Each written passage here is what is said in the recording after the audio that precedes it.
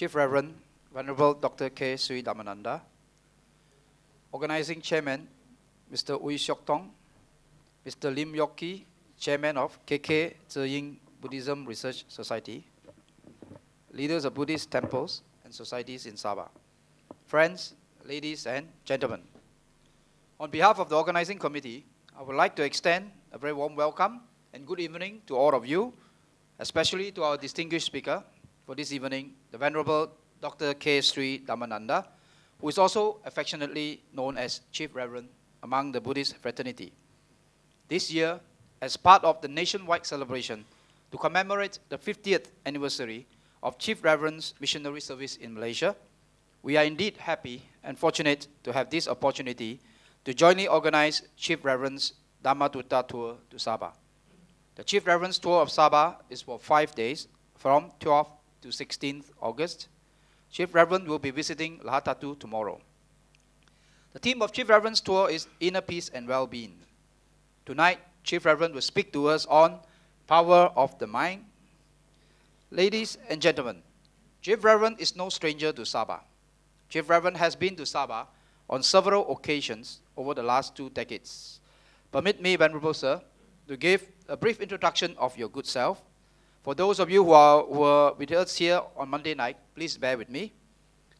Chief Reverend was ordained as a novice monk in Kirindi Vihara in Sri Lanka at the age of 12 and given the name Dhammananda, which means one who experiences happiness through the Dhamma, or Buddha's teachings. At the age 22, Chief Reverend received his higher ordination, Upasampada. Chief Reverend holds a diploma in linguistic, philosophy, Pali, Sanskrit, and Sinhalese, and a master's degree in Indian philosophy from Benares University in India. In recognition of his scholarship and contribution to Buddhism, the following universities have offered honorary doctoral degrees to Chief Reverend. That I have been working here in this country to promote Buddhism for 50 years. But I have not converted even one person into Buddhism. What a failure. 50 years. But I think few hundred thousands might have accepted Buddhism in many parts of the world after reading our publications and after attending to various religious talks. But I did not convert anybody. Tonight, our talk is power of the mind. First, we must understand what is mind and where it is. When Albert Einstein was asked this question,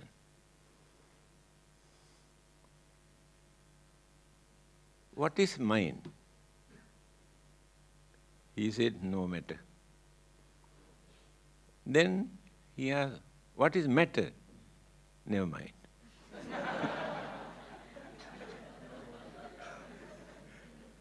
Correct answer. Because in the matter there is no mind. In the mind there is no matter. They have we answered.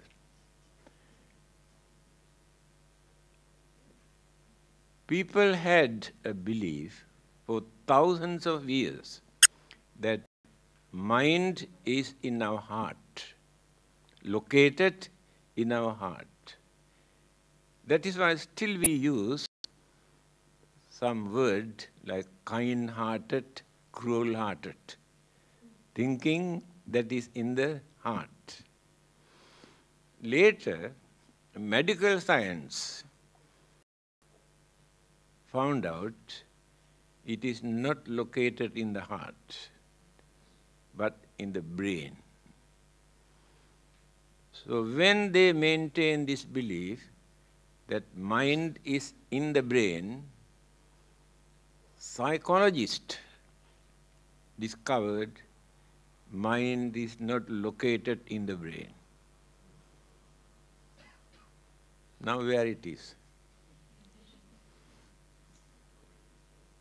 There is no particular organ in our physical body for mind to live or to accommodate. This is the latest discovery. Mind is an energy. Now this electricity is not located in any particular area. Electron exists. But by using various gadgets, we use that energy. The mind is exactly like electron. Now the trouble is, although we know that we have a mind, it is not necessary for us to know where it is. But we must know that we have a mind and how to make use of this mind. Then, religion, the main purpose of religion, any religion, is not only for worshipping and praying and performing rite and rituals and ceremonies. They are not the main purpose of religion. The main purpose of a religion is to train this mind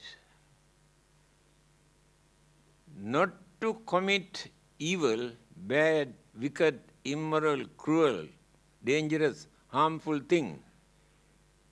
When such ideas appear in the mind, train this mind not to do this. This is the duty of a religion. If religion cannot do that, there's no point of worshipping and praying and offering. And again, when certain good thoughts appears in the mind must have courage to do something to serve others, to maintain our human dignity, to develop our human values, give credit to our human intelligence by using that mind correctly. Religion is important for that. The other day I have told you, only human beings have a religion. Other living beings have no religion. Why do they need a religion? Because they have an extraordinary intelligence. This intelligence you cannot find in other living beings. They too have mind.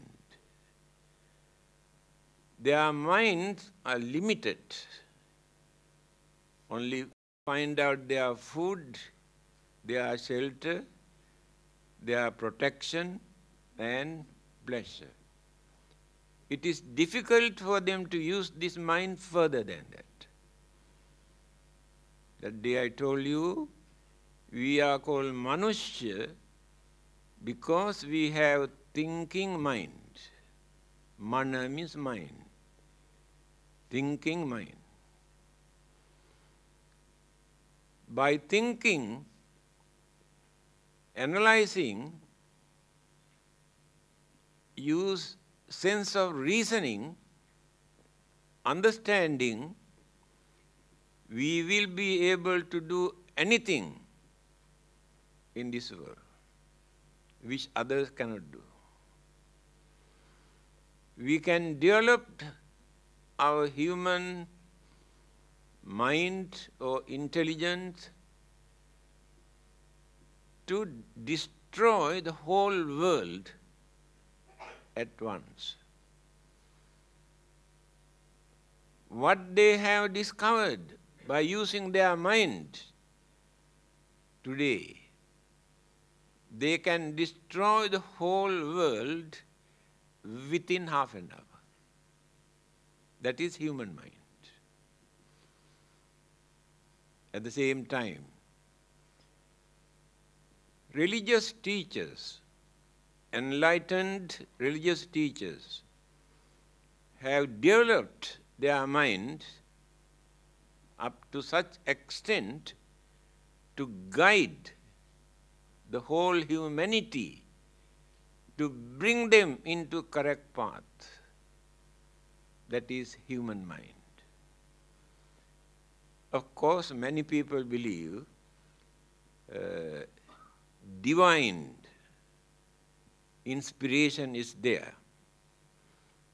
Here we take only human mind without any extra energies or powers or any other influence.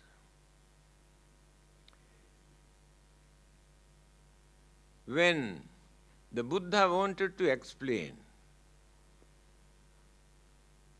what this mind is, he said, Durangamang ekacarang asarirang guhasayang. The nature of the mind. He says, I have never seen another energetic, strong force or energy in this world other than the human mind. Human mind is the most strongest energetic force in this world. That which works so rapidly, we know lightning. Appear and disappear, we have no time to see lightning. But the mind can work thousands times faster than that. This is the nature of the human mind.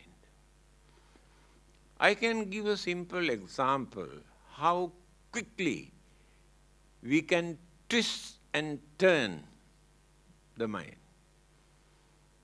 Anyway, it is not very pleasant. Please forgive me. A young housewife was making love with a young boy in the kitchen. Her husband saw this. Then he asked, what are you doing?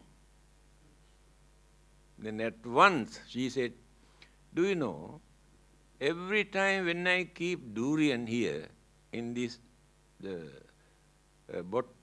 bottle, I can see 2-3 pieces are missing. When I asked this boy whether he took, he said no. Today I wanted to smell his mouth, whether he has taken the durian or not. 1 second. Within 1 second, she narrated this story. That is more than enough for you to understand the nature of your mind. You can twist and turn so rapidly, there's no another energy that which can work so rapidly. That is why Buddha says, there is no another energy that which can work so rapidly other than the human mind. Eka charang. Mind has no companion.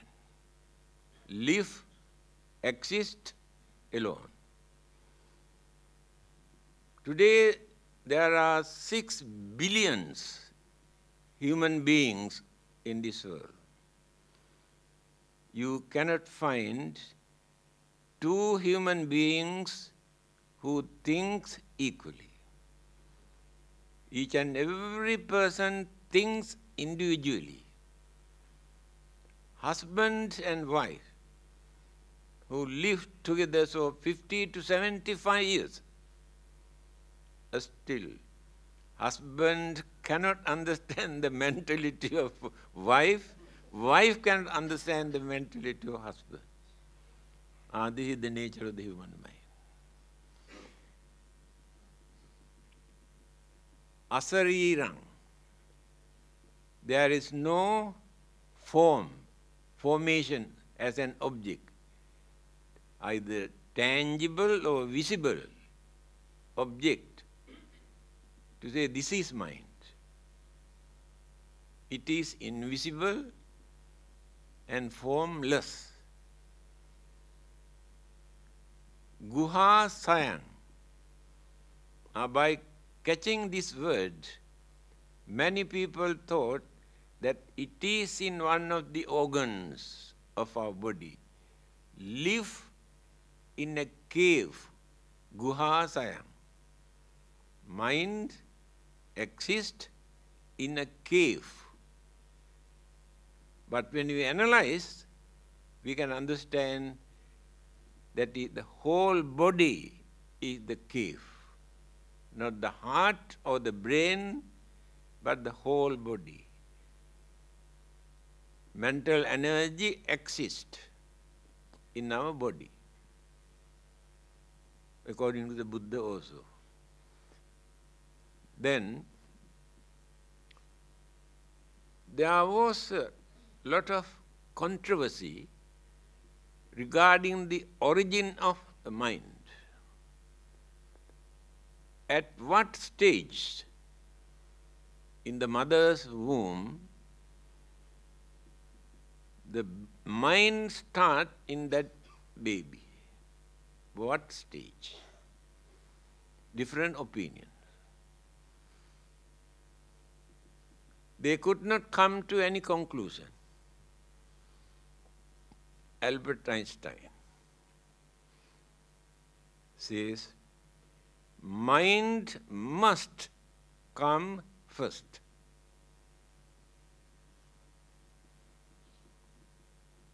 Exactly what the Buddha has said.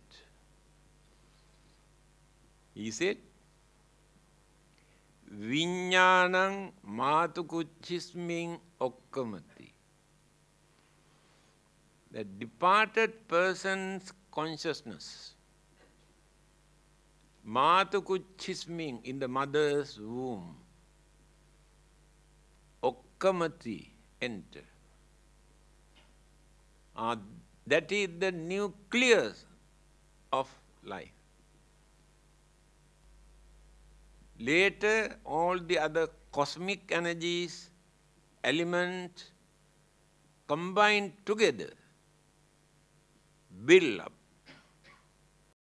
this life and this body. Started from the mind. Albert Einstein said, mind must come first. Of course, when we study the followers of various religions, they use another word, soul. But the Buddhists use the word consciousness, not the soul.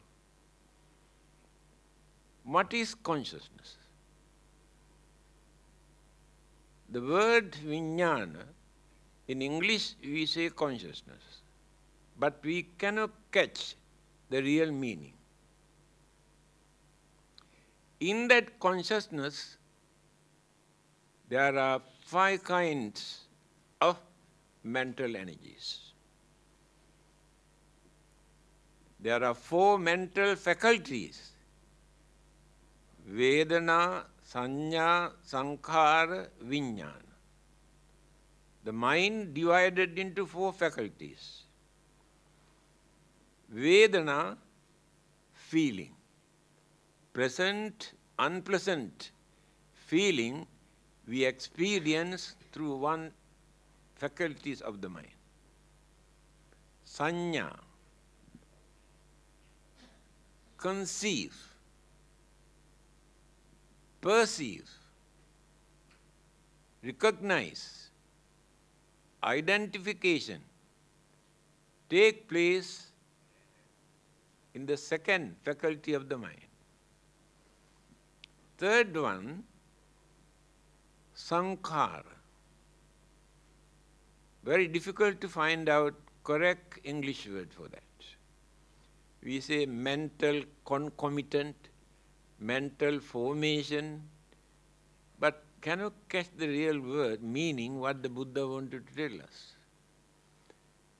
Modern scientist, psychologist says, we think our knowledge about the human mind is very advanced. But when we compare our knowledge about the human mind with the psychology that existed 2,500 years ago, we feel we are still in infancy stage. Because there are many things still they could not understand the nature of the human mind. And this is one of them. Sankhara. We say mental formation. What is this mental formation?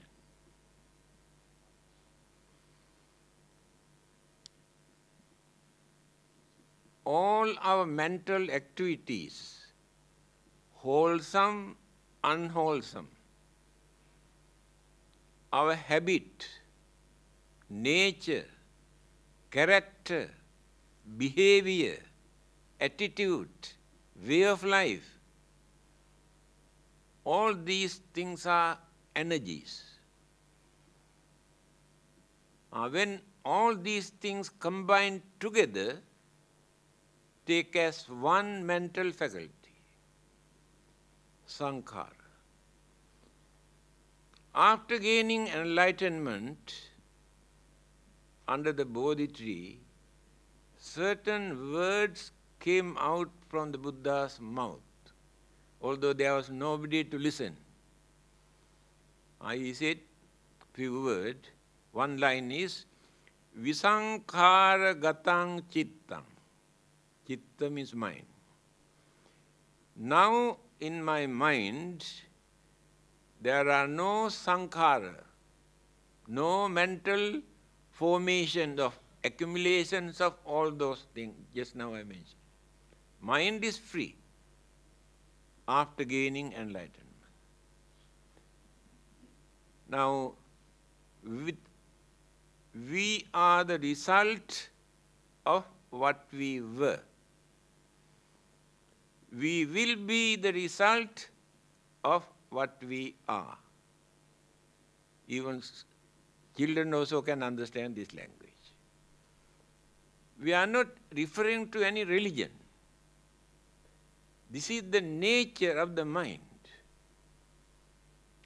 Here we are using our character, our behavior, our attitude, our way of life, our way of thinking, by using the same attitude that we maintained during the last existence. That is why by nature, by birth, each and every person has his or her own character. Assume in one family there are 5, 6 children. Same parent, same environment, same education, no differences. But when you study, one person is very intelligent, another one is very stupid. One is criminal-minded, another one is religious-minded. One is very generous, the other one is very stingy. Then who has given this attitude, mental attitude? Do you think given by the God or given by the parents? No. That is their own. That is how we continue our attitude. We continue life after life. Wholesome, unwholesome attitudes. Small children very easily learn bad things. No need to teach purposely. We do not send them to school to learn bad things. We do not send them to take private tuition to learn bad things. Naturally, they learn all the bad things.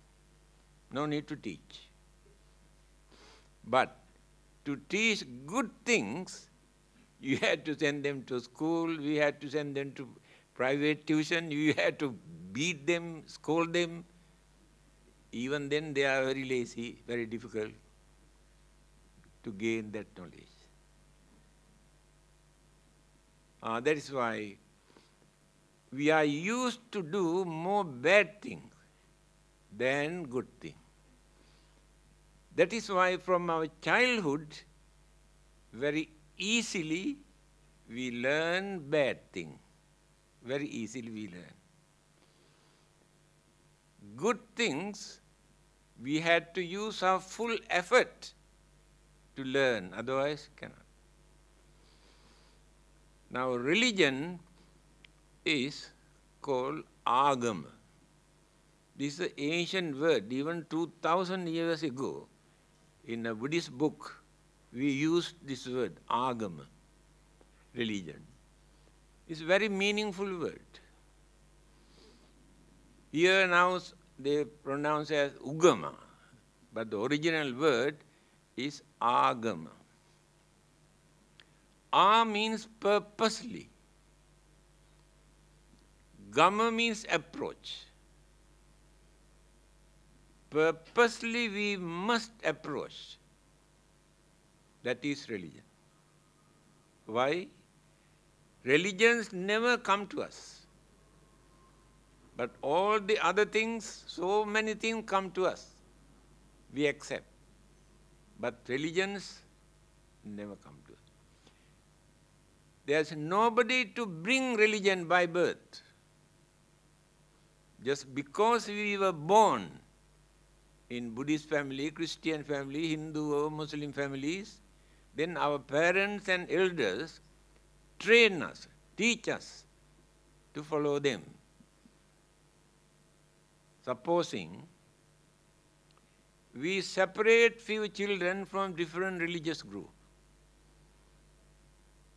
no connection with any religion, allow them to grow. They never talk anything about religion. That is why I told you, they never bring religion by birth. That is why it is called agama. Purposely we must approach, we must accept, we must believe. But many other things naturally come to us, then we accept. Then our habit, nature, character, behavior, intelligence, stupidity, all these things are our nature. By nature, we maintain. Again, religion is important for us to train the mind not to continue those evil, bad attitudes, but to cultivate all the good attitudes and virtues. If religion cannot do this, there's no point of following any religion. We fight only for religious labels. They are not fighting for religion. Very unhealthy religious competition is going on. For what? To give a label. If we can remove this label, no Buddhism, no Christianity, no Hinduism, no Islam, only religion. No competition, no challenges, no jealousy, no discrimination, no hostility, because those labels are not there. They are fighting for these labels. Our religion, my religion, egoism. Our egoism works through this religion. I want to increase the number of followers of our religion. Whatever rubbish we believe in the name of religion, but we want to bring them into our religion. This is the nature.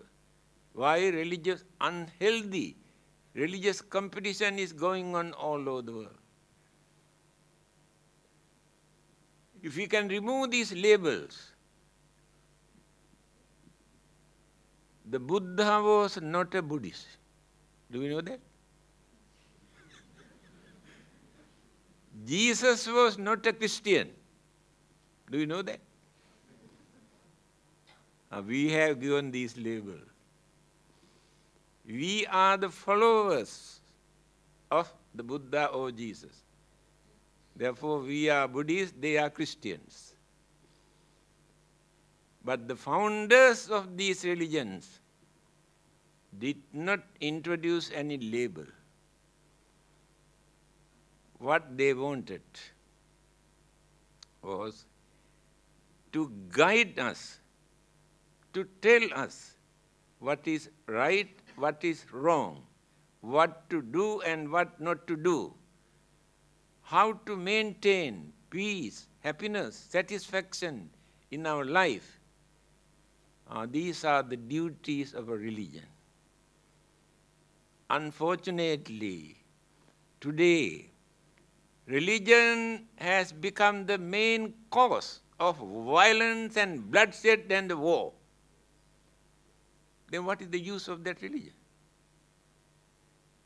Because they drag religion into the battlefield and try to show, we are fighting for this religion. Those who have planned to destroy World Trade Center in America, nearly 4,000 innocent people had to face death, untimely death. All are innocent people. $1.5 trillion of property completely burned. Having done that, organizers say, well done. Very well done. God bless them. That is why the day I told you, now heaven has no place, fully packed. The more you destroy the followers of other religion, the more easily you can go to heaven. This is religion. What a pity. How our human mind, our greed, our jealousy, our selfishness polluted the purity of religion. There is no religion in this world that which encourages for people to create this kind of cruelty for innocent people to suffer. So today we are using religion for that. This is the nature of the human mind.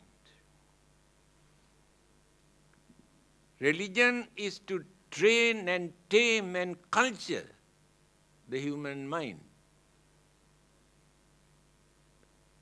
But human mind polluted religion, misusing, abusing name of religion. The most unreliable persons, living beings in this world are the human beings. We can trust animals, other living beings, because we know their nature, their character, their way of life. but we cannot understand the nature of human being because of that human mind. To train this human mind, different religious teachers have introduced, taught different methods. Many people started to worship and pray and do some recite something. While doing this, they tried to guard their mind. Somebody asked whether the God has any time to sleep. Because he has created everything, whole world, must keep an eye on what they are doing. He has no time to sleep. But some people say there is. When people pray, at that time God gets the chance to sleep.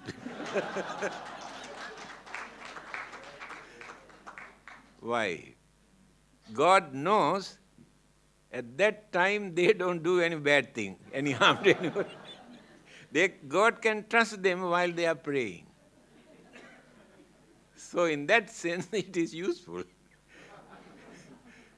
But that is not enough.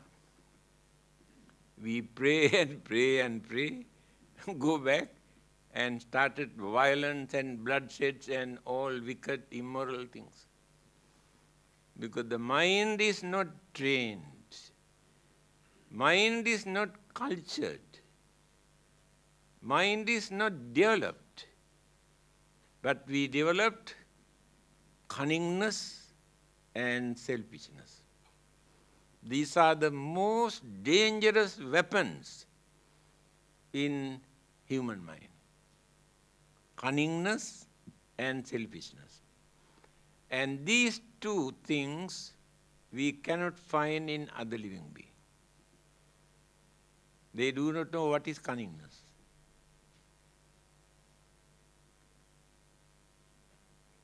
Small children, still mind not yet developed up to that extent to bring external things into the mind. Telephone is ringing. Then child goes, say hello. Can I speak to so-and-so, mention the name. Then the child say, Daddy, telephone call. Then the daddy say, tell I am not at home. Then this child say, Daddy says he is not at home. Because they are innocent, they have no cunningness, they do not know how to tell lies. Again, amongst all those living beings, they too have their own languages. Human beings are the only living beings in this world who tell lies. See how clever we are. Others do not know how to tell lies. That is the development of the mind. To twist and turn is the development of the mind. But others had no chance to develop that mind to behave like that. They follow the nature. We have violated the nature by using that intelligence. Then misuse this mind by adapting our inborn qualities, characters, behavior. All of us have 6 kinds of characteristics. Raga charita, dosa charita, moha charita, buddhi charita, vitakka charita, saddha charita. 6. 6 kind of characteristic all of us have. No one is free from them. But noticeable, only 1 or 2. All the others were submerged, not active, but remains in the mind. Raga Charita. The mind is dominating this attitude for sexual activities. Sexual urge is so advanced in their mind, they can forget everything. They can go against anybody. What they need is to gain some sort of sexual satisfaction.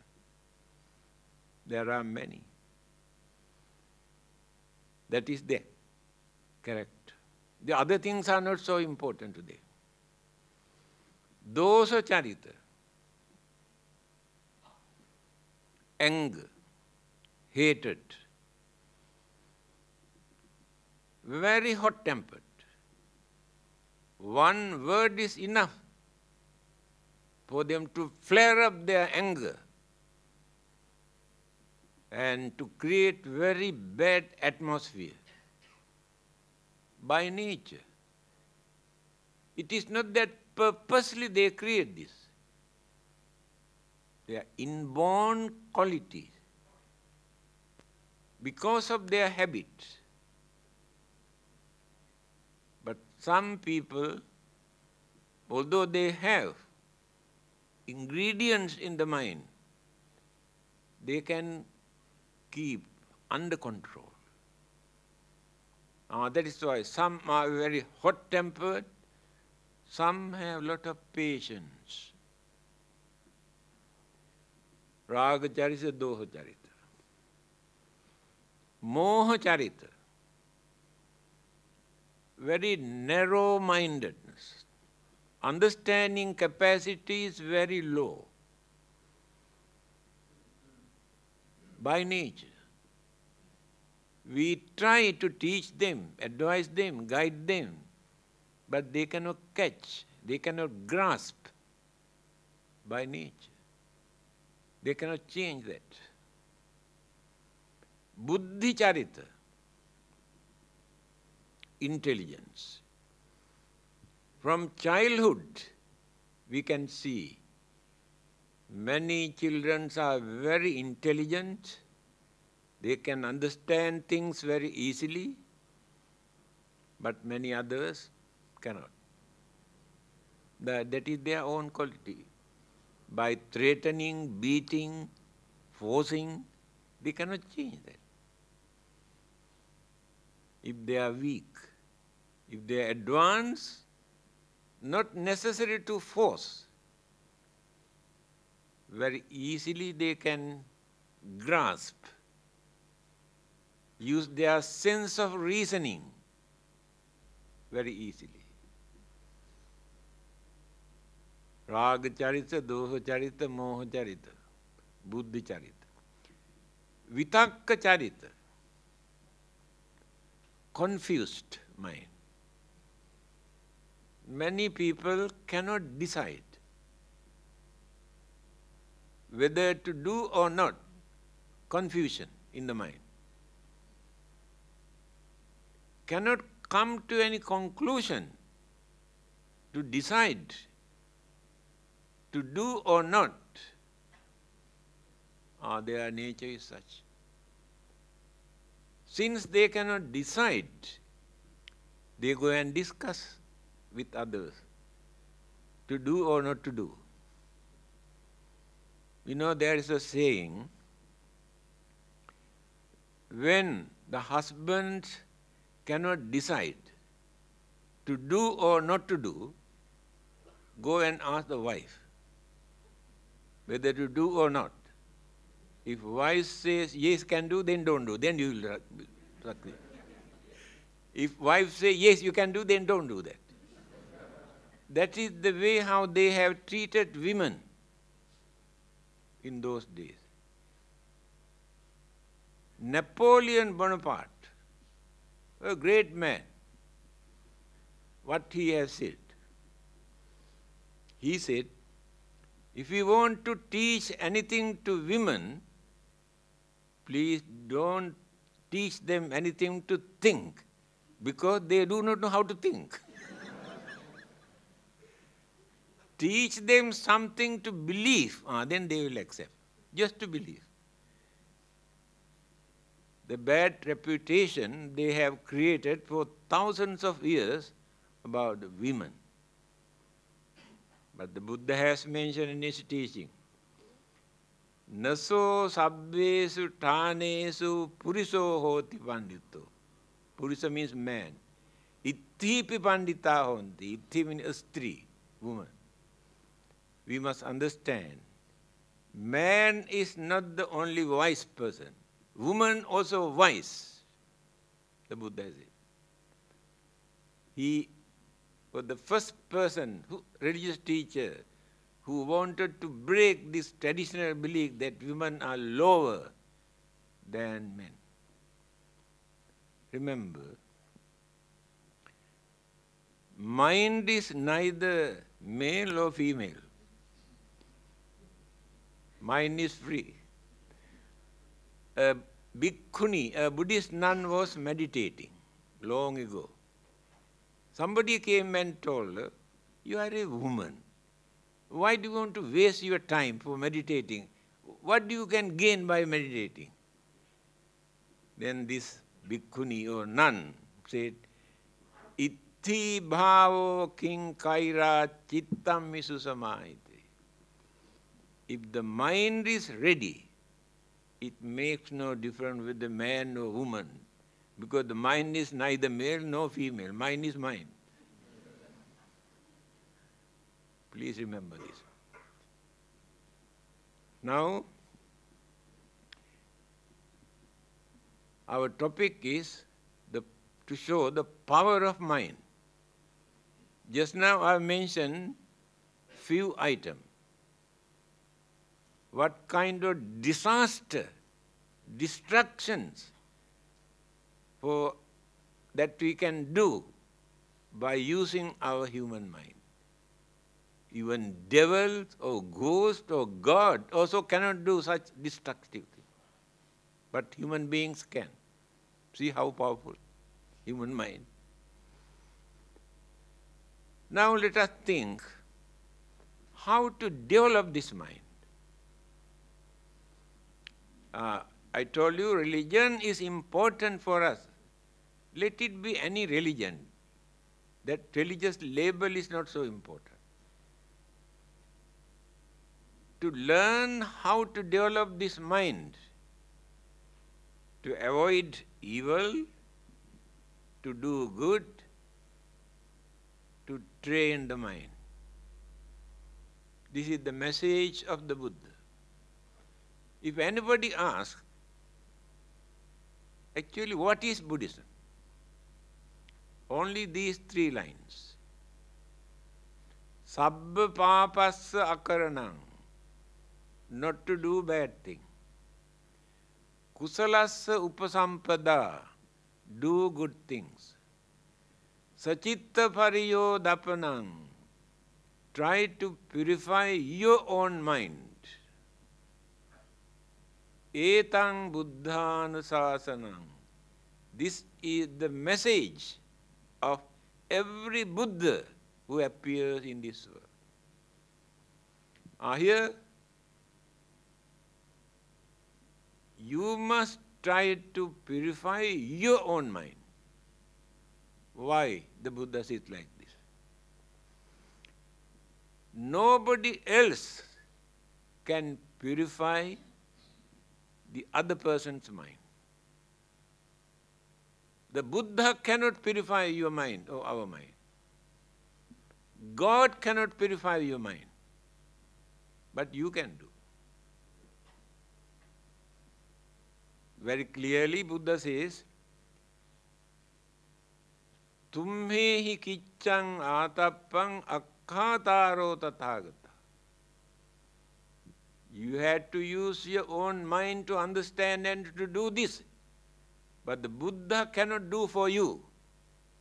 Nobody else can do for you. You had to do by using your mind.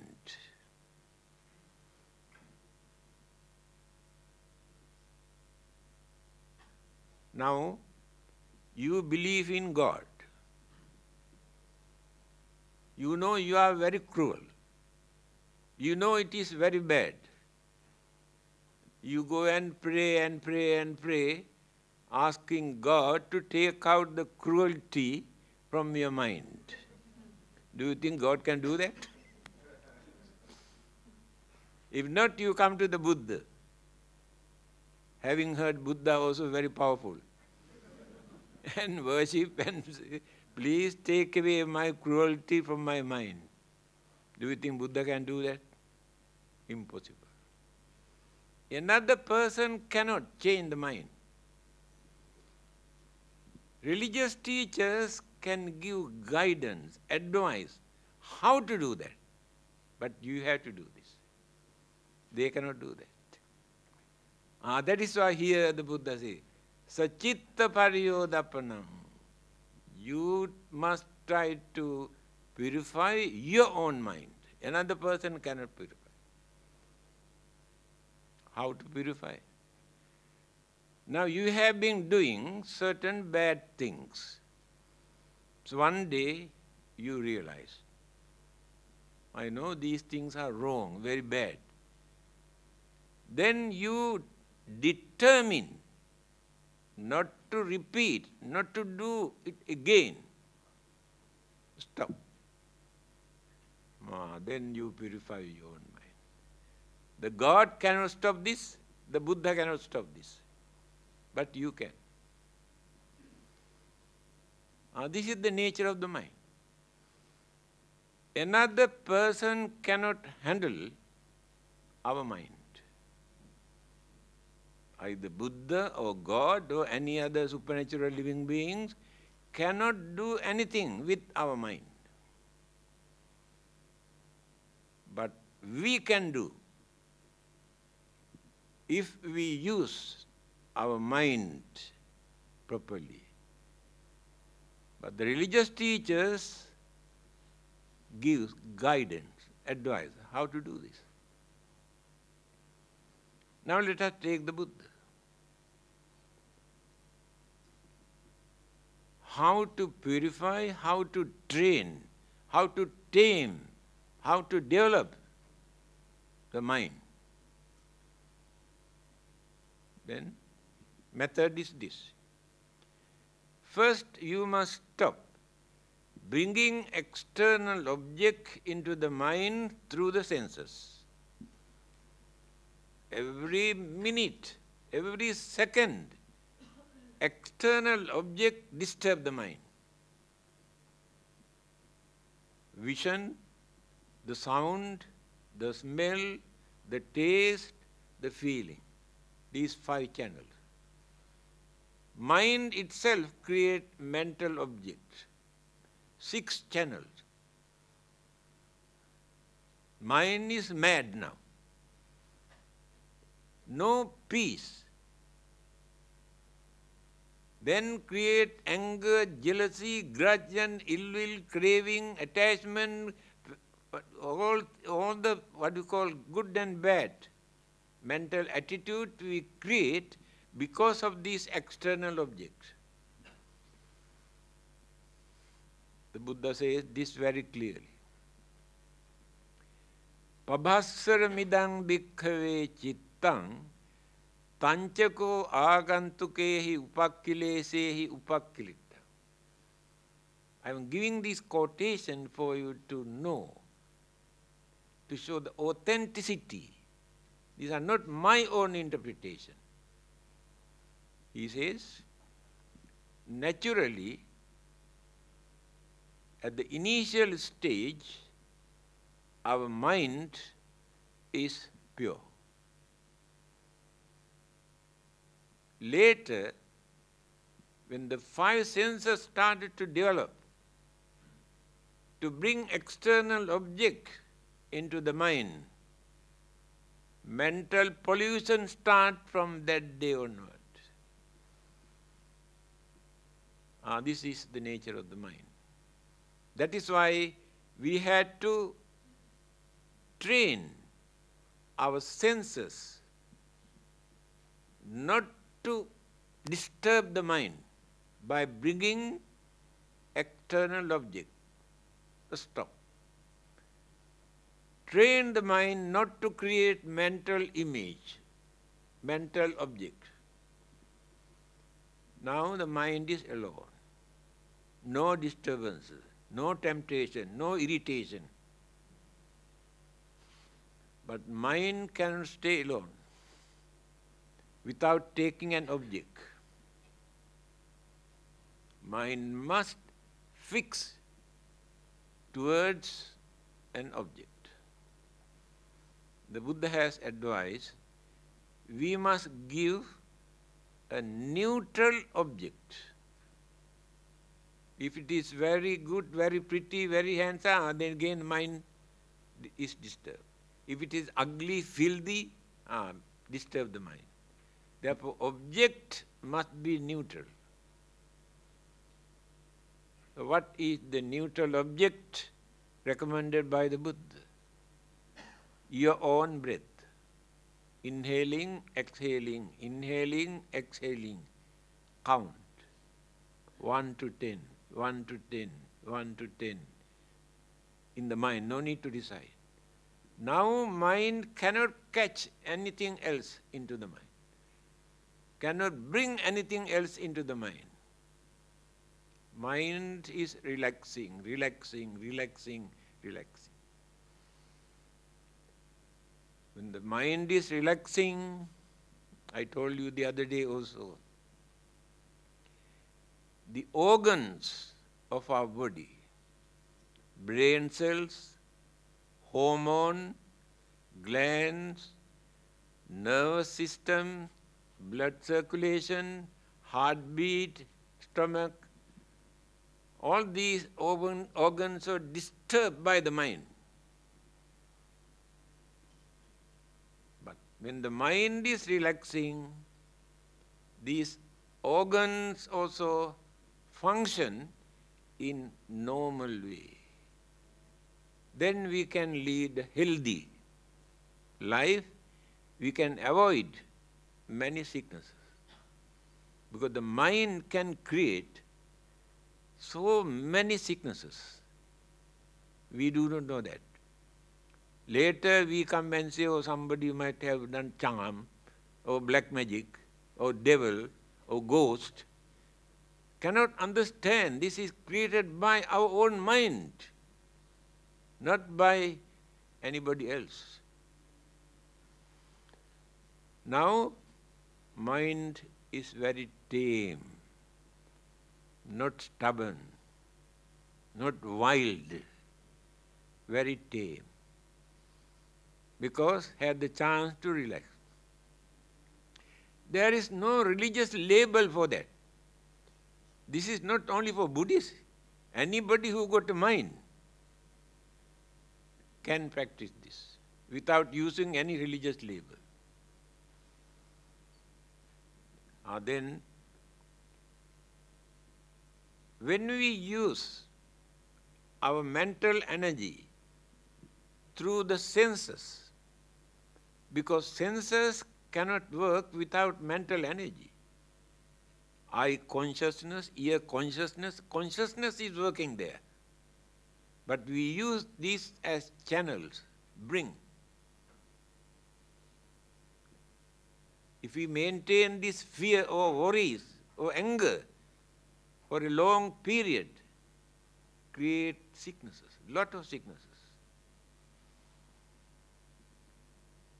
Then, when the mind is cultured, take an object into the mind. He has prescribed 4 objects to concentrate. Kayanupassana, Vedananupassana, Chittanupassana, Dhammanupassana. 4 objects. Take body. Your body or my body. Concentrate. Analyze. Try to understand what this body is.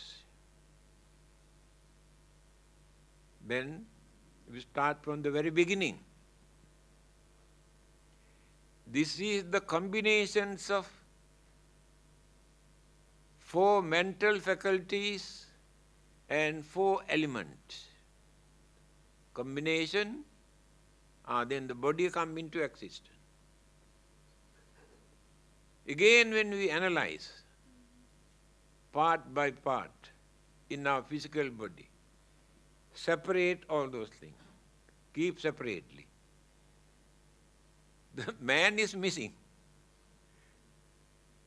Flesh, bones, blood, skin, hair, teeth, keep all separate one by one. But the man is missing. The man is a concept created by our mind when all these things combine together. In reality, there is no man. The combinations of all these things create this. Then, to maintain this body, why should I commit bad, wicked, cruel, harmful thing? Develop the mind. Cultivate the mind. By concentrating on physical body. Then Vedananupassana. Vedana means feeling. We have 3 kinds of feeling. Pleasant, unpleasant, and neutral. Neutral feeling we neglect. Pleasant and unpleasant feeling we take seriously. Take for instance, when you go out, you meet one of your best friends. Oh, embrace and laugh and joke and express happiness. And furthermore, then later you met your number 1 enemy.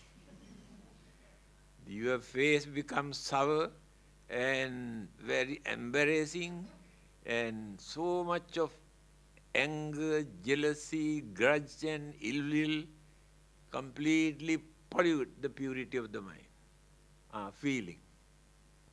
Pleasant, unpleasant feeling.